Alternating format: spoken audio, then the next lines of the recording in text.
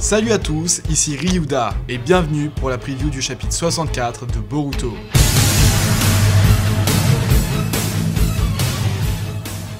Alors comme à chaque preview, je vais vous poser une question à laquelle vous devrez répondre le plus vite possible sans faire de faute d'orthographe afin de participer à un événement.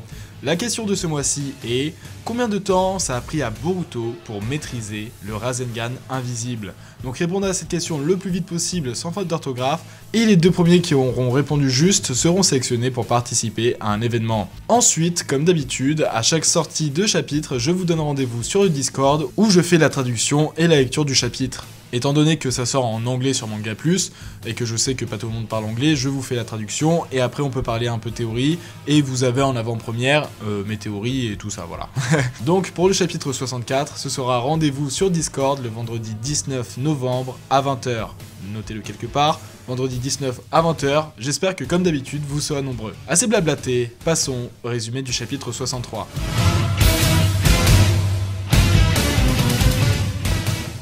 Le chapitre prend alors que Boruto vient de s'interposer entre Kawaki et Code. Ce dernier en profite pour coller une de ses marques à son oreille afin d'écouter Eida. Eida lui explique que Boruto est parvenu à les trouver en traquant le chakra de Kawaki. Étant donné qu'il se défoulait sur Kawaki et ne l'écoutait pas, elle n'a pas pu le prévenir. Code lui demande comment ça se fait que Boruto soit parvenu à détecter son chakra alors que Kawaki l'avait justement effacé pour s'enfuir incognito. Qui sait, peut-être est-ce parce qu'ils sont Otsutsuki, ou peut-être à cause de leur Kama. Dans tous les cas, les deux garçons partagent un lien particulier dont Eida est jalouse. Boruto demande à son frère s'il comptait vraiment se sacrifier à Code, soit quoi il répond qu'il n'a pas à s'en mêler. C'est ma réplique, imbécile. Tu sais comment je suis. Comment aurais-je pu ne pas te suivre? Kawaki constate qu'ils sont tous les deux dans de beaux draps. Hé Code, tu ne voulais pas m'envoyer quelque part? Ignore-le, et allons-y. Boruto ne comprend pas la réaction de Kawaki. Le Hokage va traquer leur chakra et intervenir d'une minute à l'autre, il faut juste gagner du temps. Mais Kawaki rétorque que c'est précisément ce qu'il souhaite éviter. Il ne laissera pas le 7ème mourir, même si ça lui en coûte la vie. À ce moment-là, Code étend une de ses marques sur sa capuche et l'enfile sur sa tête afin de pouvoir entendre Eida en continu. D'ailleurs, il est très stylé avec sa capuche. Elle lui explique que Konoha focalise toujours ses recherches à l'intérieur du village, mais maintenant que Boruto est ici, ce n'est qu'une question de temps avant qu'ils arrivent. Kawaki reprend là où il en était. Il y a quelqu'un qui veut me rencontrer, n'est-ce pas? Je veux avoir une conversation avec eux puisque parler avec toi ne mènera nulle part. Eida est tout agitée à l'idée que Kawaki veuille la voir. Il explique que si Code le retire de sa liste des personnes à tuer pour cette personne, alors que Kawaki aurait dû être la première cible qu'il aurait voulu éliminer selon lui, c'est que cette personne a été assez influente pour que le fanatique qu'est Code obéisse. C'est pour cela qu'il veut négocier avec eux, ce qui fait inévitablement rougir Eida. Le rouquin admet que l'analyse du garçon est pertinente. Il accepte de l'emmener, mais demande à Kawaki s'il est sûr de sa décision. Après tout, il n'a même pas idée de la demande ridicule que pourraient leur soumettre ces personnes. Les personnes qui attendent quelque chose de moi ne sont jamais raisonnables, je m'y suis habitué. À ces mots, une marque s'étend derrière Kawaki. Code l'aurait emmené de force si nécessaire, mais s'il vient de son plein gré, ça lui facilitera la tâche.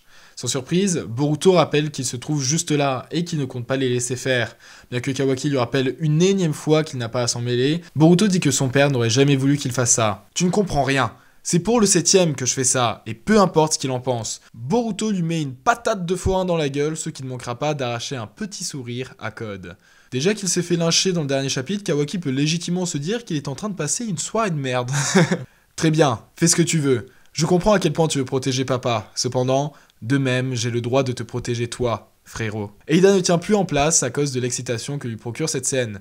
Je vous rappelle qu'ils ont 12 ans alors que Eida, on sait pas. J'espère que pour elle, elle est en dessous de la barre des 18. Code en profite pour se présenter au réceptacle de Momoshiki. Je suis Code, je vénère les Otsutsuki et j'ai hérité de leur volonté. Boruto répond de manière désinvoltée que Code n'est qu'un taré et qu'il n'est pas intéressé par lui. Eida qui le friendzone, Kawaki qui préfère parler à Eida et Boruto qui s'en balèque. Mais lâchez-moi des hashtags Code le fragile. Code révèle que d'une certaine manière, il idolâtre nos deux protagonistes parce qu'ils sont eux aussi des Otsutsuki, des êtres comparables à des dieux. Et ça lui fait même du mal de devoir sacrifier le jeune Uzumaki au Jubi. Mais une occasion comme celle-ci pour tester la qualité de son futur sacrifice ne se représentera pas. Kawaki tente de convaincre Boruto de s'enfuir, mais celui-ci note que d'une part, Code ne le laissera pas s'échapper, et de l'autre, tenter de négocier avec ce psychopathe ne mènerait nulle part. La seule solution qui lui reste, c'est de l'affronter, dit-il alors que son Kama se répand sur tout son corps. En parallèle, dans l'enceinte du village, Ino affirme qu'elle ne détecte la présence de Kawaki ni dans Konoha, ni même à ses alentours. Le Hokage se remémore les paroles de son fils qui lui expliquait que Kawaki était parvenu à effacer son chakra et à franchir les frontières du village. Naruto se rend alors compte que son fils en question n'est plus là. Il demande au ninja sensoriel Nishi de le détecter, mais celui-ci constate avec effroi qu'il ne le trouve pas. Boruto n'est plus dans les environs.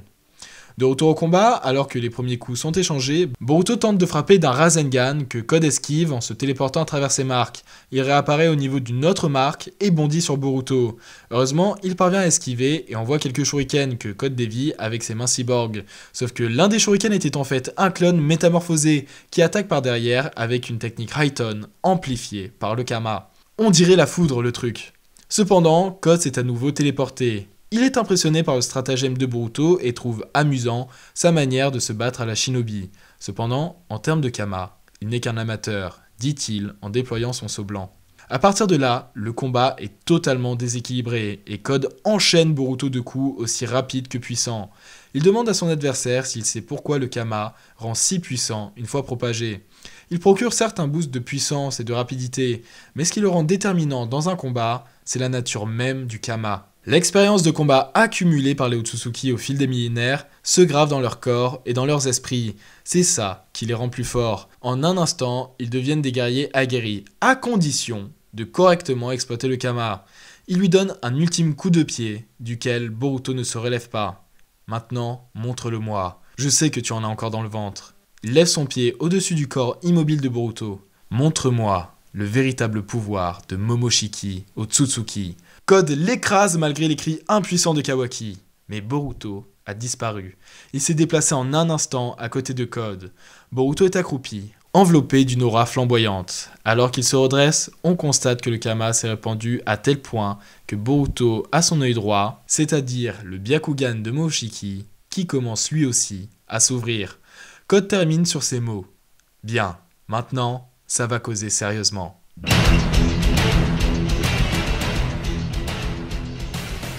Alors, il n'y a pas eu grand chose, mais j'ai kiffé ce chapitre. N'hésitez pas à me donner votre avis en commentaire. Enfin bon, j'ai beau dire ça, il n'y a jamais personne qui me le donne. Comme d'habitude, je fais la traduction, lecture des scans le jour de leur sortie, donc rendez-vous vendredi 19 novembre à 20 h sur Discord afin qu'on puisse découvrir le prochain chapitre ensemble et avoir mes théories ainsi que les vôtres en avant-première. Avant d'aller plus loin, je vous propose d'analyser les indices sur la suite des événements dissimulés dans le 63. Mes prédictions se sont avérées assez justes avec le retour de Borushiki, c'était dans le titre.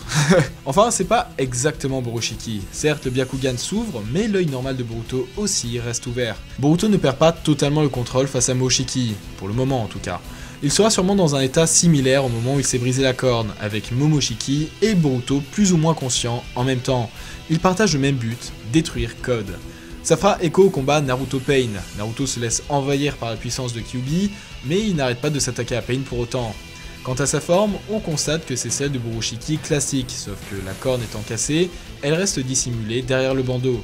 Après, on peut imaginer que dans le prochain chapitre, un bout de la corne dépassera parce que le chapitre 63 s'est arrêté en cours de transformation. Comme à la fin du chapitre 54, où le Byakugan de Momoshiki s'active avant même que le Kama se répande sur son visage.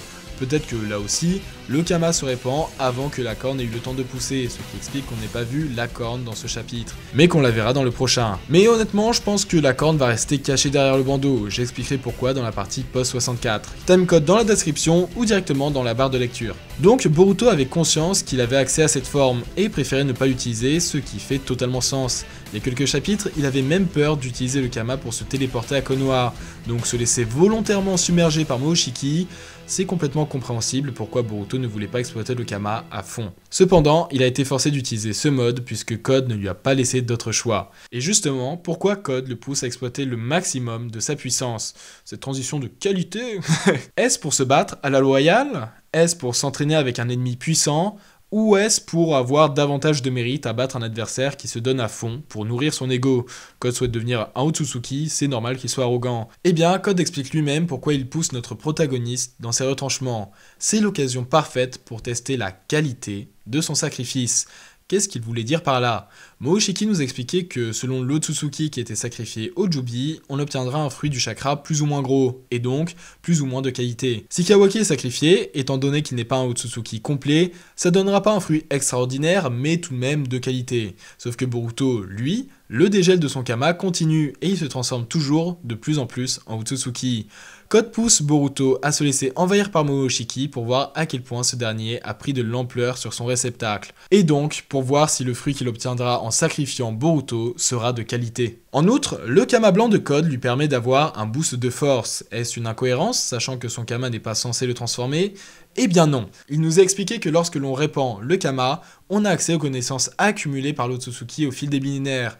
Or, Code se présente comme la volonté des Otsutsuki. Cette phrase avait pour premier sens qu'il perpétuait la tradition des Otsutsuki en dévorant des planètes dans l'espoir de devenir un dieu. Mais avec ce chapitre, s'ajoute un nouveau sens à la signification volonté des Otsutsuki. Certes, ses gènes, son corps ne se transforment pas en celui d'un Otsutsuki, par contre, la mémoire de Ishiki est toujours stockée dans le Kama blanc. Attention, ne me faites pas dire ce que j'ai pas dit, l'esprit de Ishiki s'est éteint, il est mort. Ce qu'il y a dans le Kama blanc, ce n'est pas son esprit, mais ses souvenirs, son expérience. Tout ça pour dire que si Code voit sa puissance décuplée lorsqu'il active son Kama, ce n'est pas une incohérence. Cette puissance n'est pas le fruit d'une transformation physique. Code n'a pas accès au pouvoir de Ishiki. La preuve, il ne se téléporte pas à l'aide de portails, mais toujours avec ses marques. Cette puissance est le fruit d'une connaissance, l'expérience de tous les guerriers qu'a absorbé Ishiki. Et c'est plutôt stylé. Toujours à propos de Code, on peut noter que lorsque Kawaki s'est délibérément rendu à lui, Code lui a demandé « T'es bien sûr ? Comment ça tu lui laisses une occasion de se rendre? T'étais prêt à le kidnapper il y a quelques secondes. » À mon avis, si Code lui a laissé le choix, c'est que ça l'aurait arrangé que Kawaki refuse. Code est amoureux de Eida, tu m'étonnes que ça lui fasse chier de devoir aller chercher un mec pour qu'il sorte avec son crush. Tout ça pourrait mener à une trahison. Soit Code en a marre de se faire victime. Ceux qui étaient là lors du chapitre sur Discord se souviennent qu'on avait bien rigolé parce que Code se fait vraiment respecter par personne. Donc un pétage de cap de sa part ne serait pas impensable. Ou, à l'inverse, le plus probable, c'est que ce soit Eida qui trahisse Code. Elle a besoin de lui pour se venger de Amado, qui lui a empêché d'avoir un amour sincère. Mais si elle trouve l'amour avec Kawaki, elle n'aura plus besoin de se venger, et donc elle n'aura plus besoin de Code. Sans compter le fait qu'elle lui cache des choses, dont d'autres pouvoirs qu'elle garde encore secrets, donc je sens bien qu'elle va tenter de la mettre à l'envers à Code. Mais on reviendra plus tard sur ce point. Autre point sur Eida, elle est totalement in love de nos deux protagonistes. Jusqu'à présent, elle semblait avoir une préférence pour Kawaki, mais Boruto aussi semble lui faire de l'effet. Je vous jure, c'est très glauque de parler d'une potentielle adulte qui fantasme sur des enfants. Mais justement, ce n'est qu'un fantasme. Ce qui est ironique, c'est qu'elle cherche un amour sincère, mais elle-même n'éprouve pas d'amour sincère pour eux. La principale raison pour laquelle elle s'intéresse à eux, c'est parce qu'ils ont la possibilité de ne pas l'aimer en retour.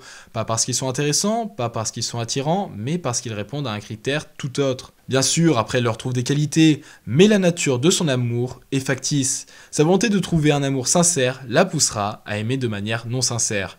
Ce qui est plutôt ironique. Sinon, Daemon s'est rendormi. Je pensais que si l'auteur le montrait dormir pour qu'il se fasse réveiller, c'était dans l'initiative de le faire intervenir dans le conflit. Mais non, il s'est rendormi. Donc j'ai pas trop compris l'intérêt de l'avoir réveillé dans le précédent chapitre. Pendant la lecture, l'un de vous avait suggéré que c'était pour un effet comique, mais j'ai pas compris la blague du coup. En parlant d'une intervention qui n'a finalement pas eu lieu, Sasuke n'a toujours pas ramené le bout de son nez, mais ne vous en faites pas, on y reviendra dans le post 64. Ensuite, si on a été beaucoup à trouver le plan de Kawaki un peu stupide, il a su se rattraper dans ce chapitre. Il a capté que quelqu'un était assez influent sur Code pour l'empêcher de tuer quelqu'un de sa liste. Si Kawaki parvient à convaincre cette personne, en l'occurrence Eida, elle pourra sûrement empêcher Code de s'en prendre à Naruto. Là, je dis oui, son plan est cohérent.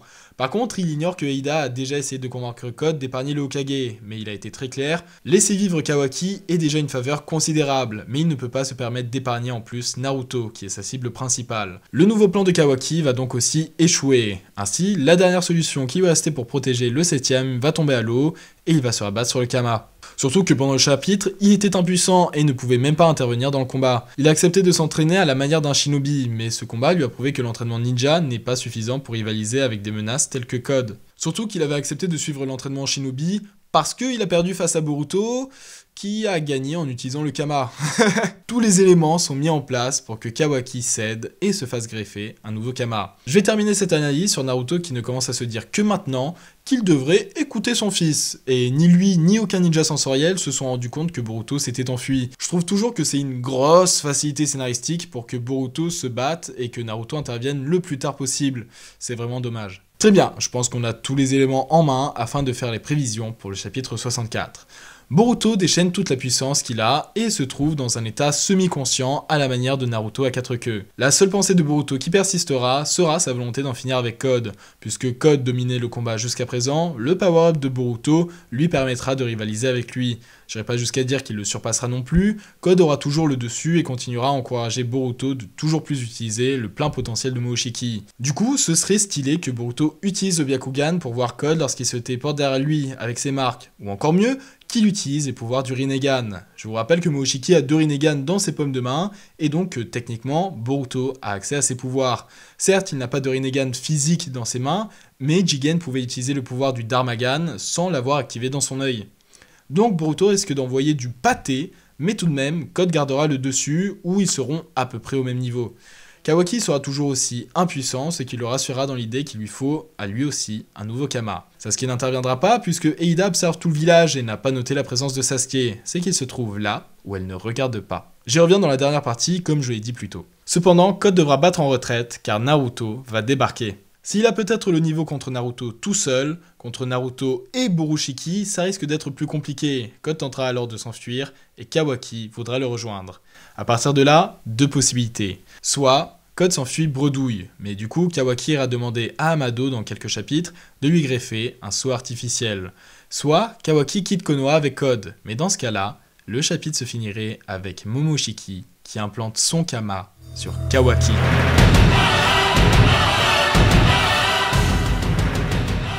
Alors je sais, je radote cette théorie depuis un moment. Ça fait 1 an maintenant, avant même la mort de Ishiki, que je pense que Momoshiki pourrait poser son Kama sur Kawaki.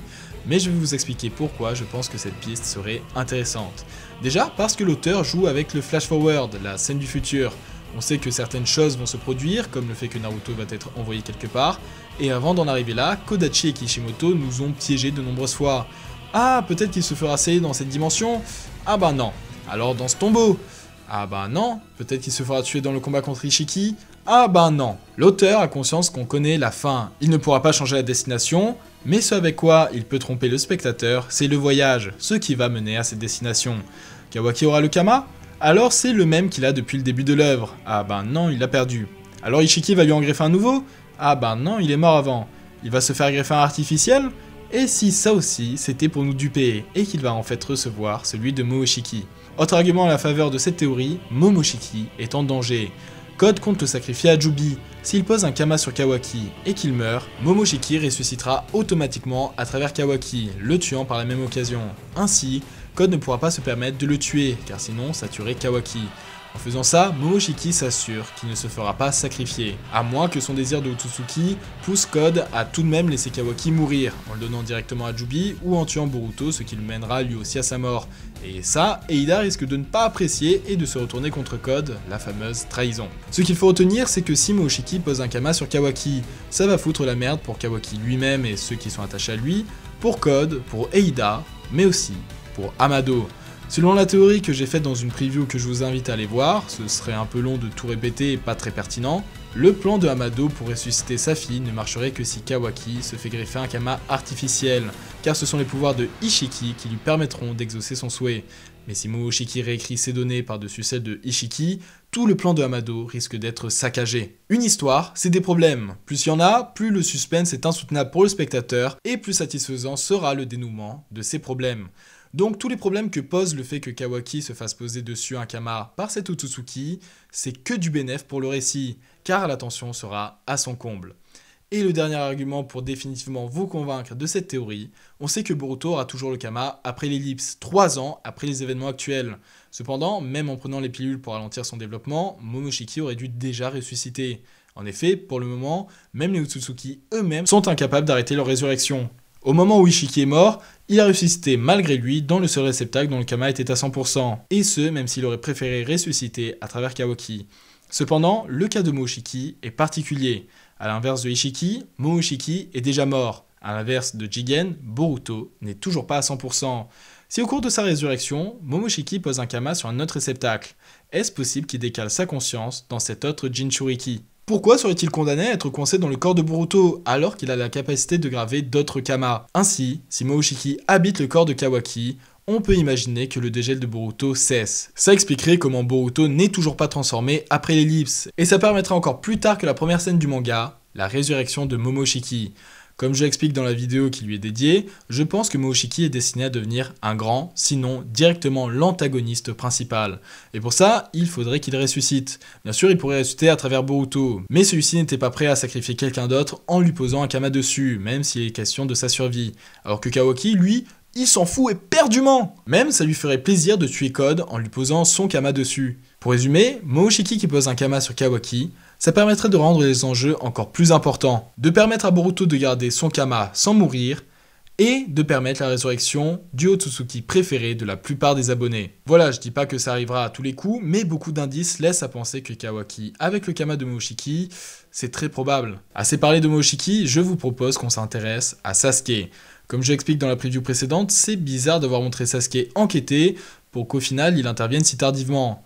J'avais émis l'hypothèse qu'il avait préparé des pièges, mais étant donné qu'il n'est toujours pas intervenu et que Eida aurait vu Sasuke s'il était dans les parages, j'en déduis que Sasuke est ailleurs. Et ce que j'avais déjà proposé le mois dernier, c'est que Sasuke trouve et se rende directement au temple de Boro, où se trouve Eida. Ce serait intéressant car les capacités de détective de Sasuke lui augmenteraient son charisme de 10 points.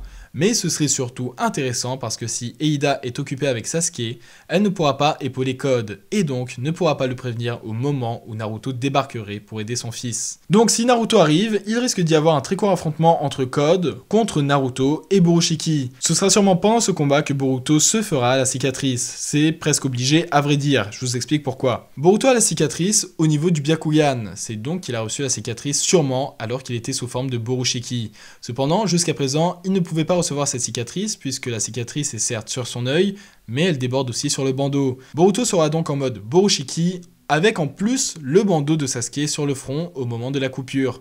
Sauf que lorsqu'il passe en mode Borushiki, son bandeau tombe. Il ne peut donc pas être en Borushiki et en même temps avoir le bandeau sur la tête. Donc comment va-t-il recevoir la cicatrice ?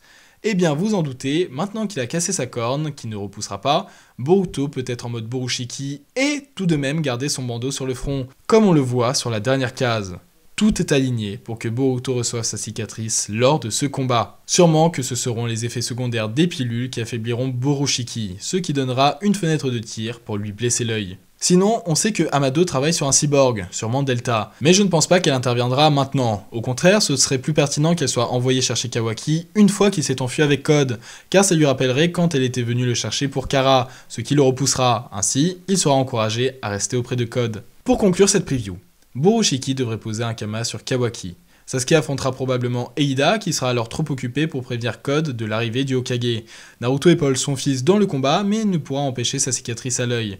La cicatrice arrivera sûrement à un moment où Momoshiki aura pris le contrôle total, mais que les effets des pilules l'auront affaibli.